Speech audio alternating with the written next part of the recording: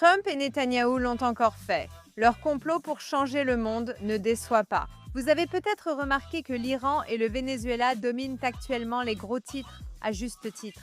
Ces deux histoires, la révolution en Iran contre la République islamique et la détention du président de facto Maduro au Venezuela, semblent déconnectées, mais en réalité, elles ne font qu'une.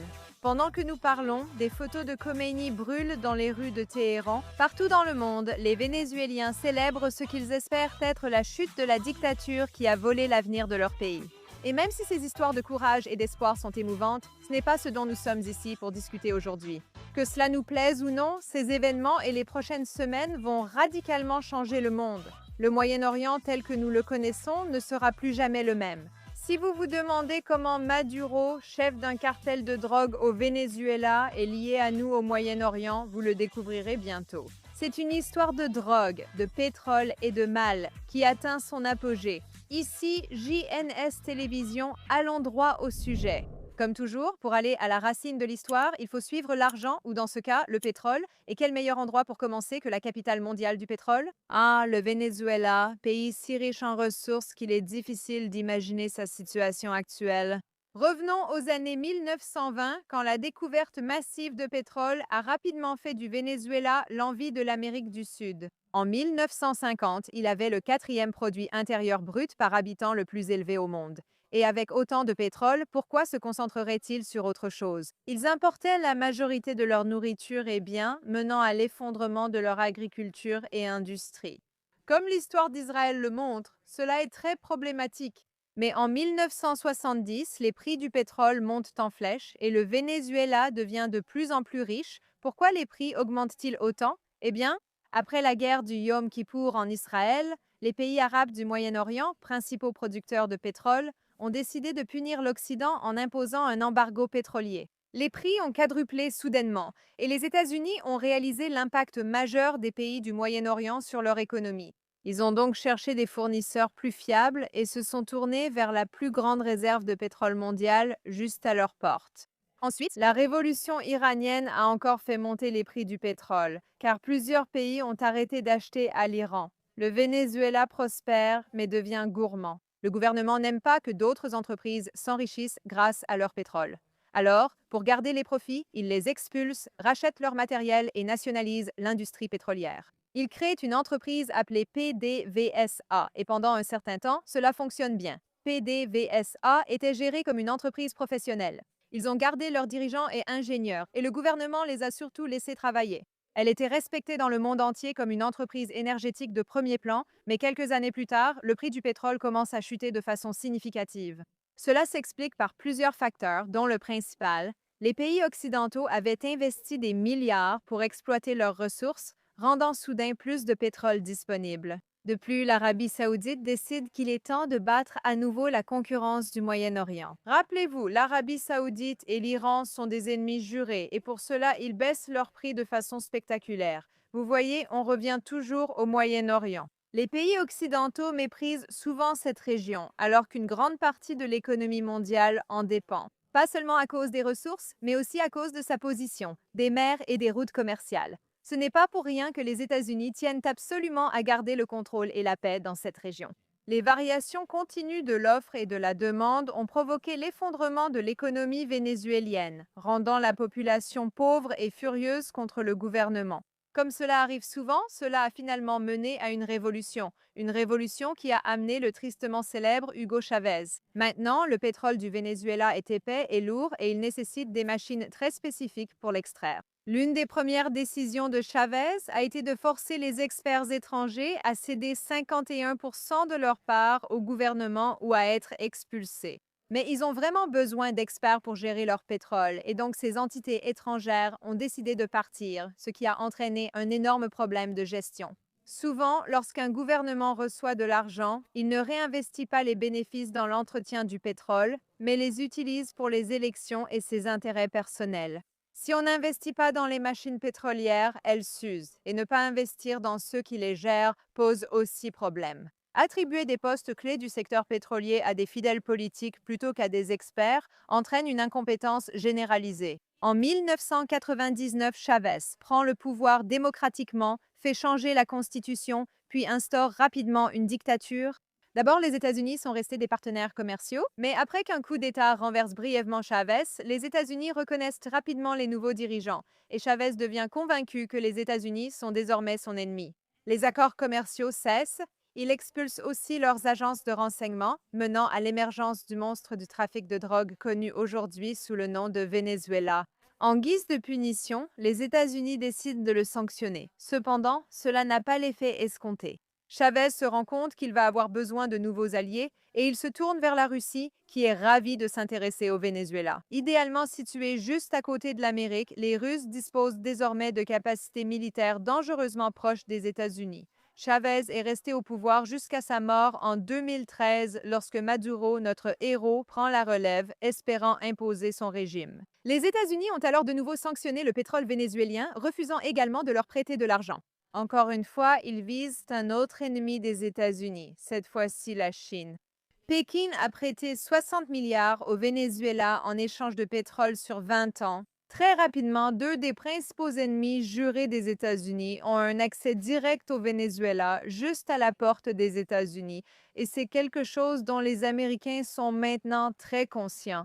N'oublions pas qu'à cette époque, ils se rapprochent aussi de l'Iran. Au début des années 2000, ces deux pays étaient les principaux fournisseurs de pétrole et veulent le rester. Ils élaborent un plan pour augmenter les prix du pétrole et deviennent vite partenaires économiques. En 2005, avec le nouveau président iranien, ils réalisent partager bien plus que le pétrole et l'argent. Ils partagent un ennemi et élaborent un plan commun pour vaincre l'impérialisme, c'est-à-dire l'Amérique. Leurs relations liées à la drogue débutent aussi. Ces deux pays rencontrent des problèmes de production pétrolière et cherchent d'autres sources importantes de revenus. Mais aussi, ils veulent gagner du pouvoir, et la drogue est un moyen brillant d'y parvenir. Le Venezuela peut produire beaucoup de drogue, mais a du mal à la distribuer en Afrique et au Moyen-Orient. L'Iran, la République islamique, en profitent aussi. Le Hezbollah, groupe terroriste libanais, est surtout connu pour ses tirs de roquettes sur Israël, mais il est aussi le principal cartel de drogue du Moyen-Orient. Il ne s'agit pas seulement de drogue, il s'agit d'accès. Pendant des années, des rapports des services de renseignement nous ont averti que le Venezuela délivrait de véritables passeports officiels à des membres du Hezbollah. Des terroristes pourraient aller au Mexique et franchir la frontière États-Unis déguisés en réfugiés vénézuéliens. Renverser Maduro stoppe non seulement le trafic de drogue, mais démantèle aussi un réseau de cellules dormantes menaçant l'Occident. Je vais trop vite. Revenons en 2020 quand les États-Unis les ont paralysés avec des sanctions et qu'ils cherchaient des solutions. Le pétrole vénézuélien est épais et complexe à extraire, tandis que l'Iran a un surplus de pétrole léger mais manque d'argent, d'où leurs échanges rapides. Le Venezuela accumule des milliards de dollars de dettes envers le corps des gardiens de la révolution islamique. Mais les relations extérieures ne sont pas vraiment là où le Venezuela a un vrai problème. Par ses ambitions extérieures, le pays a détruit sa nation. Famine, exil et exécution. Sous un régime brutal, l'ancienne perle des Amériques est devenue un pays sans loi. Maduro gouverne d'une main de fer et manipule les élections pour rester au pouvoir. Il fait face à la concurrence de Mario Machado et de la femme ayant remporté le prix Nobel de la paix qui tente de le combattre mais doit se cacher. En 2020, une nouvelle tentative de coup d'État a échoué, laissant peu d'espoir pour le Venezuela et son peuple. Jusqu'à il y a quelques jours, lorsque Donald Trump annonce soudainement qu'il a mené avec succès une opération comme le monde n'en a jamais vu auparavant. Nicolas Maduro, avec 150 avions, est capturé en pleine nuit et amené aux États-Unis. Et cela nous amène à aujourd'hui. Revenons un instant en arrière, car nous avons parlé du Venezuela, de son histoire et de sa chute jusqu'à la situation actuelle. Nous avons même évoqué un peu la relation entre l'Iran et le Venezuela, mais nous n'avons pas compris pourquoi ces deux événements sont si profondément liés. Vous voyez, l'Iran, jusqu'en 1979, était le joyau étincelant du Moyen-Orient. Ils étaient aussi riches en pétrole et contrôlaient le Moyen-Orient, dominant la majorité du flux de gaz régional. Le Shah, roi très américanisé, a occidentalisé l'Iran. Pourtant, l'histoire n'est pas si simple. Tandis que les élites s'enrichissent, les pauvres et les personnes traditionnelles souffrent en Iran. Certains, dans le pays, rejettent l'occidentalisation ou la modernisation. Ils cherchent à renouer avec leurs valeurs. L'ayatollah Khomeini, revenu d'exil, diffuse des cassettes au message simple. Le Shah est une marionnette de l'Occident et nous devons retourner à nos racines. Il donne au peuple un langage spirituel pour exprimer sa colère politique.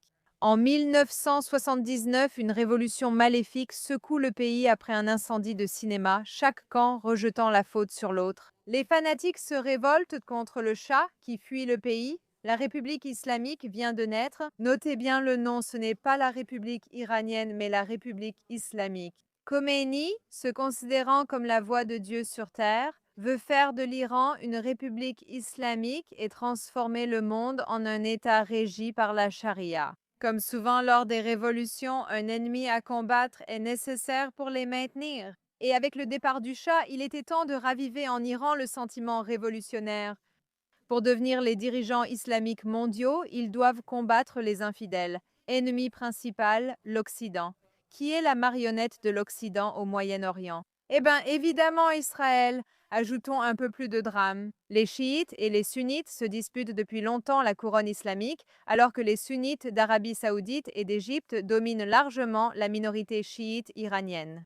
L'Iran souhaite devancer l'Arabie saoudite en prenant la tête de la guerre contre l'Occident, surtout Israël. Pour cela, ils étendent déjà leurs tentacules à travers le Moyen-Orient, que nous connaissons bien. Les Houthis au Yémen, groupe chiite terroriste dans un pays sunnite, contrôlent les mers. Il y a aussi les milices irakiennes. Surtout, le Hezbollah est leur plus grand succès. Comme dit plus tôt, le Hezbollah ne combat pas que pour le Liban. Regardez les cartes. L'importance de la présence du Hezbollah au Liban est immense, car cela a donné à l'Iran un accès à la mer. Nous pourrons développer cela une autre fois, mais c'est en partie pour cette raison que la prise de contrôle de la Syrie était si importante. Avec la Syrie disparue, l'Iran perd sa route commerciale, un développement assez récent survenu après l'élimination des Beepers et d'Estrala. Le Hezbollah fonctionne comme un grand cartel de drogue. Les pays touchés par la drogue sont plus faciles à contrôler et celle-ci génère des profits. La relation avec le Venezuela s'est surtout construite ainsi. Les drogues sont essentielles car le pétrole ne se vend plus aussi facilement à cause des sanctions. Ils ont besoin d'argent. L'Iran, responsable de nombreux actes terroristes au Moyen-Orient, a été fortement sanctionné. Pour essayer d'éviter le coût de ces sanctions, l'Iran décide de devenir complètement autosuffisant. Mais il y a une faille dans leur plan. Ils manquent d'eau alors que leur culture en exige beaucoup. Dommage qu'ils ne soient pas amis avec Israël, qui possède toute la technologie nécessaire. Ils tentent plutôt de contourner les sanctions avec une flotte fantôme. Des centaines de pétroliers rouillés et non assurés coupent leur système de positionnement global pour traverser l'océan comme des fantômes. L'Iran fait passer du pétrole en contrebande vers la Chine et le Venezuela, utilisant ce dernier comme port, car il ne peut pas leur vendre légalement. Et maintenant, avec l'arrivée des États-Unis qui renversent Maduro, cela coule effectivement la capacité de l'Iran à manœuvrer dans le monde et à exporter son pétrole. Privée du Venezuela comme refuge, la contrebande iranienne a vite échoué. L'obsession de la République islamique à vouloir détruire Israël et à concentrer ses ressources sur la guerre a conduit le pays à sombrer dans le chaos total et à faire s'effondrer l'économie. En 1979, le rial iranien était à 70 pour $1. Aujourd'hui, il dépasse le million. L'inflation est folle. Et sans surprise, les Iraniens n'aiment pas ça. Ils ont tenté de renverser le régime plusieurs fois. En 2019, lors du novembre sanglant, le gouvernement a triplé le prix du carburant et tué des milliers de manifestants. Des centaines de villes étaient en feu. Ils ont utilisé des mitrailleuses et ont coupé Internet pendant une semaine pour qu'aucune vidéo ne puisse sortir. Ils ont prouvé qu'ils étaient prêts à massacrer leurs propres citoyens pour rester au pouvoir. Et en 2022, vous vous souvenez peut-être de la révolte des femmes, où les femmes ont commencé à dévoiler leurs cheveux. Les gardiens de la Révolution ont perdu la jeune génération, mais ont quand même exécuté des centaines de personnes, ce qui nous mène à aujourd'hui. La guerre de 12 jours menée par Israël et l'Amérique pour éliminer leurs armes nucléaires a rapidement déstabilisé la République islamique. Ils se sont accrochés à leur seule carte, la guerre avec l'Occident. Mais durant ces 12 jours de guerre, le peuple a manifesté sans couverture médiatique. Suite à cela, 1500 personnes ont été exécutées pour suspicion d'association avec la guerre, souvent le matin et en public pour que les gens allant travailler voient les traîtres pendus. À mesure que la situation empire de plus en plus en Iran, ils redoublent d'efforts pour essayer de nuire à Israël afin de raviver la révolution. Mais ce qui se passe en réalité, c'est que l'eau s'assèche complètement à cause des sanctions. Dans l'espoir d'échapper à ces sanctions, après des années à cultiver seuls, ils ont échoué, empoisonnant terre et eau. L'air est pollué, la nourriture manque, la terre s'effondre et les gens sont à bout. C'est déjà le 10e jour de révolte, mais l'odeur est différente. Cette fois, des vidéos circulent en ligne, preuve que l'IRJC n'a pas coupé Internet.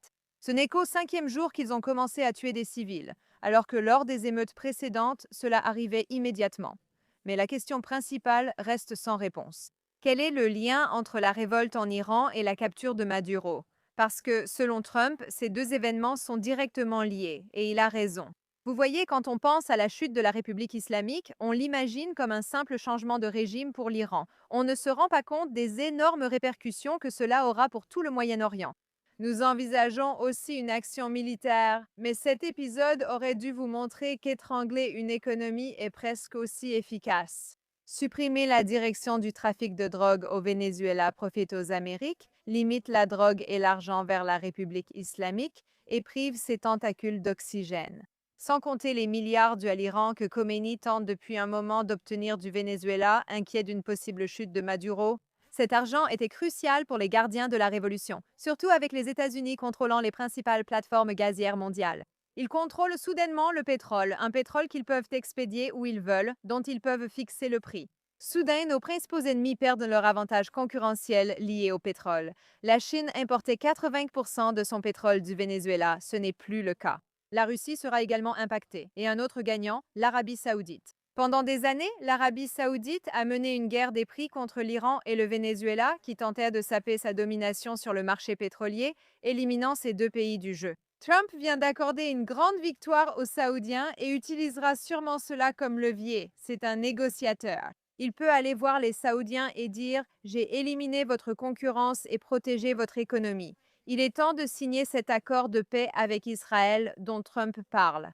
La République islamique est désormais acculée. Son partenaire pétrolier et de drogue a disparu. Son peuple se révolte, leurs armes nucléaires sont hors service, leurs fournisseurs paniquent, ils sont sans argent. Les États-Unis ont annoncé qu'ils interviendront si les exécutions de manifestants se poursuivent.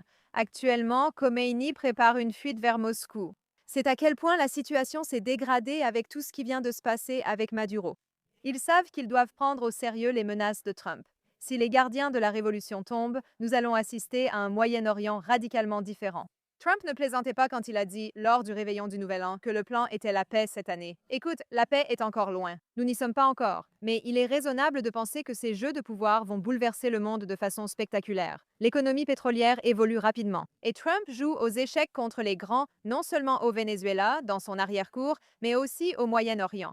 Les temps changent vite et prions pour que tout cela se termine pacifiquement et bientôt. Bien sûr, cela a un impact sur Israël. La fin des gardiens de la révolution islamique change complètement la donne pour nous.